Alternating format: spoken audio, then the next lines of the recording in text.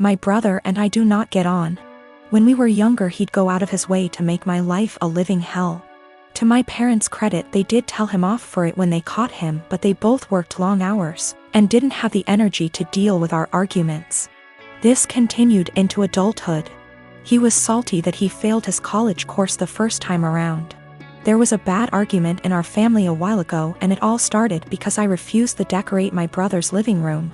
I won't go into too much detail, but he wanted a pretty hefty discount. I said no, and he threw a tantrum. Instead of being a grown-up and talking to me, he decided to hook up with my toxic ex-girlfriend and the mother of my child. I can't go into a lot of detail about what she was like, but she was not a nice person. She never really bonded with our son when he was born, and I was left to do everything by myself. She eventually walked out on us and refused to have any contact with our son. She'll post on Facebook now and then about her beautiful baby boy to get sympathy votes, but that's about it. I have been a single dad for almost 3 years now, and I absolutely adore my son, but it hurts to think that one day he might question why his mom didn't want anything to do with him. How am I supposed to explain that to him? Anyway, it bothered me when my brother told me they'd hooked up together. It hurt even more when he started dating her. It had taken me so long to get over what she did to me and my child, and now my own brother was bringing her back into my life. Yesterday we had a family video call. Parents are high risk and we're not taking any chances. When my brother decided to announce that he and my ex were expecting, I just froze. I didn't know what to do or think.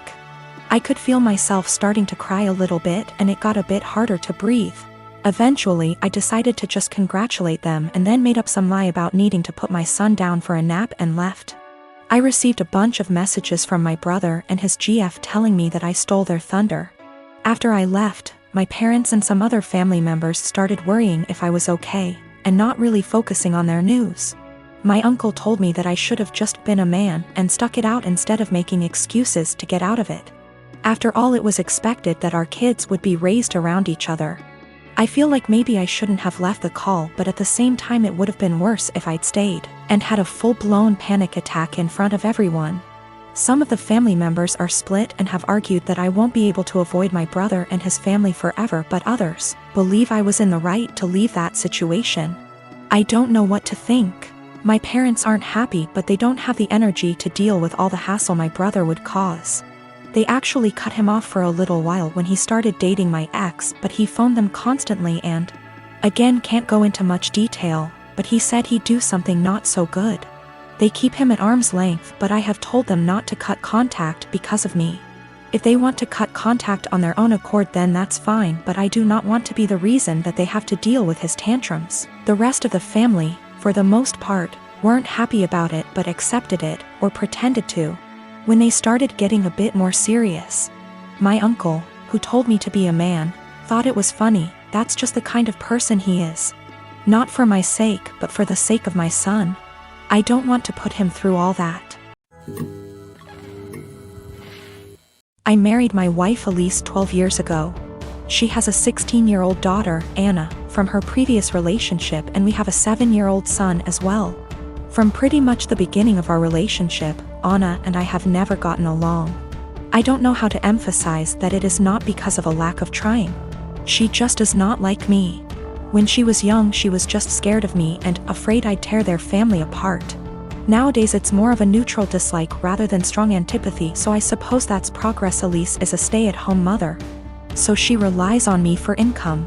As a result, I pay for everything for Anna. Food, clothes, volleyball fees, field trips.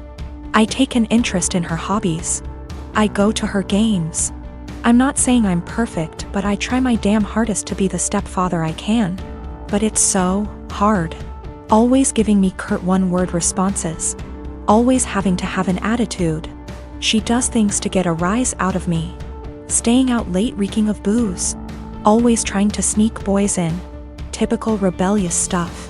But I always let her know I love her and I'm there for her in hopes of her shithead teenager phase passes. The opposite is true for her biological father. She adores him. Can't tell you why. He never goes to her games, always makes excuses for why he doesn't want to see her. He forgot her birthday last month and she cried herself to sleep. Well, anyways, Friday, I came to her room to check her phone and read her messages, not a permanent thing. But she's been caught sneaking out twice in the last month, so this is her punishment. I ask for the phone, she says, "No, I'm tired of you checking my shit, leave me alone." I tell her I'm not asking again, and she goes, "Just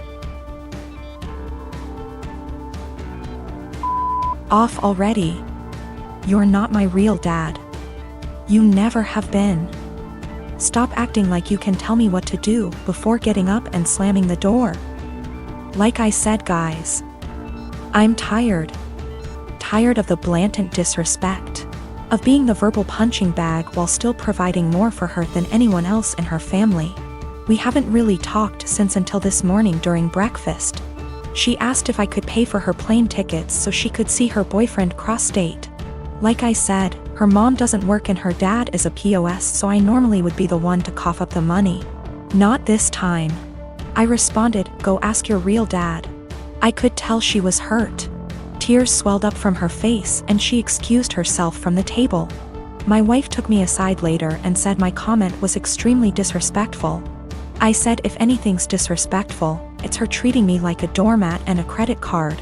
And I will no longer tolerate this treatment in my house. I told her we don't have to be friends. But if she can't at least be cordial to me or respect my position as an authority figure, she can find someone else to pay for her non-essentials. My wife, Irene, is very fit. She likes working out and has a proper exercise regime, etc. She believes that if she feels good, she looks good, and she feels good working out, so who am I to stop her? My brother, Will, spent the latter half of last year going through a messy divorce and now needs a place to stay. Though my brother and I aren't very close, I figured he would only stay with us for a couple weeks until he got back on his feet.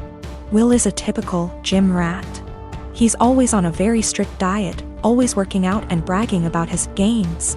I've worked out with him a few times and he's a little obnoxious. He's always mad at you if you don't work at his pace and is always trying to correct your form. He's a pretty fit and muscular guy, but I don't like to exercise with him. Will has been pushing Irene to work out with him because, according to him, she won't be able to keep up with him. Irene mostly just shrugs him off with a laugh and tells him she would love to work out with him. Irene works out in the mornings, 3 times a week, and then does a run in the evening. But she's been busy this past week and hasn't been able to stick to her usual schedule. Will thinks that she's making excuses because she doesn't want to be embarrassed by him. Again, Irene just laughs him off. About 2 days ago, Irene and Will went on an early morning run. I didn't go with them, but the first thing I heard when Will entered the house was, "The only reason I couldn't keep up with you, Irene, is because you were sweating too much." I found this extremely comical, and kinda just laughed him off. Irene rolled her eyes and went to take a shower, so I thought that the conversation would die. However, Will just kept bringing up my wife's sweat. My wife went to work and he told her to make sure she doesn't sweat through her clothes, or when she called me in the middle of day. He yelled, "Tell the sweaty." I said hi. Of course, the comment aggravated me and I told him to knock it off and stop acting like a child. I thought that was the end of it, but he just kept going. By the end of the day, I was tired of his comments, but Irene seemed rather unfazed by them. When she served him food, he made a comment about her sweating into the food. At this point, I was at my wit's end and I told him to stop acting like a sore, slow, referring to his running pace, loser, and eat his food. Will, of course, got angry and said the only reason he was going slower than usual was because he was distracted by my wife's unhygienic sweat. Irene looked a bit offended by this, and I told Will that I would kick him out if he made another comment like that. He's been super pissed ever since. I jokingly told this story to a mutual friend and they agreed with Will. Maybe I shouldn't be so harsh. I didn't expect this amount of responses. I've decided to kick him out. He will be staying at a nearby hotel now. I had a 1967 Impala 4-door that I bought in February 2019. A couple months ago I bought my first house that had a 2.5 car garage. I moved the car in and started tearing it down for a complete restoration. I had the body in one bay and the chassis in another, plus the whole garage filled with parts. About 2 months ago my girlfriend came to live with me during this whole crisis and the whole time has hated that car. She wants to park in the garage, but I have 2 acres of land with a lot of nice places to park under shady trees, or hell, even in the barn if it has to be inside. I tell her tough luck, it's my house and it's not like I can just throw it back together real quick. Anyways, I was out of town for a couple days on a business trip for the small local company I work for. When I got back, my girlfriend was all smiles. Making me food all the time, doing all the chores, all that. I thought maybe she just was happy to have me home, but then I realized that I didn't see her car in its usual spot. I asked her where she parked so I could make sure I mow that area and keep it clean, and she said not to worry because she parked in the garage. I asked how and she told me to go check it out. Turns out that while I was gone she hired some people to come over and move everything related to that car, including the drivetrain, body, and chassis and all parts, and take it to the local dump / scrapyard. I was absolutely dumbfounded. I had spent over $11,000 on that car, including new parts, services, and the car itself. I told her that I was going to be taking her to court for that, and she brushed me off like I was being dramatic. I told her that it's done between us and to pack her things and leave. I admit I was really angry, but I did end up getting a lawyer.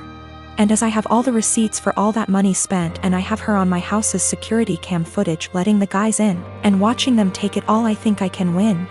Her family and friends are absolutely blowing me up, saying it's just a stupid old piece of junk, and that she cannot pay back all that money I spent, and that I should just let it go.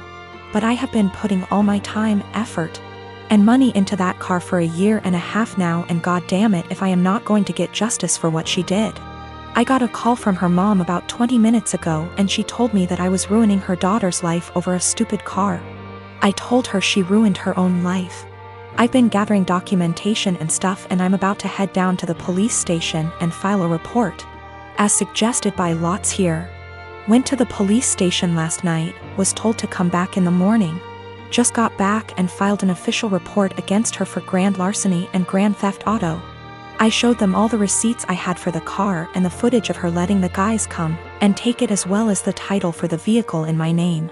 They said they will be in contact with all 3 parties, me, XGF, and junkyard guys, soon, and they will hopefully be able to recover some or all of the car. Just have to wait now. The junkyard guys apparently were in the middle of hiding it when the police came to ask them questions. It was on a forklift and they were gonna put it on top of a pile of cars that was hidden behind more piles of cars. They said it was theirs and they had the title, but obviously didn't have the title for it, and since they matched the VIN on the chassis and body to the VIN on my title, it was obviously mine. I know at least one person there has been arrested. I think he was in the camera footage I talked about earlier, but if it was the boss or whomever, or even his specific charge.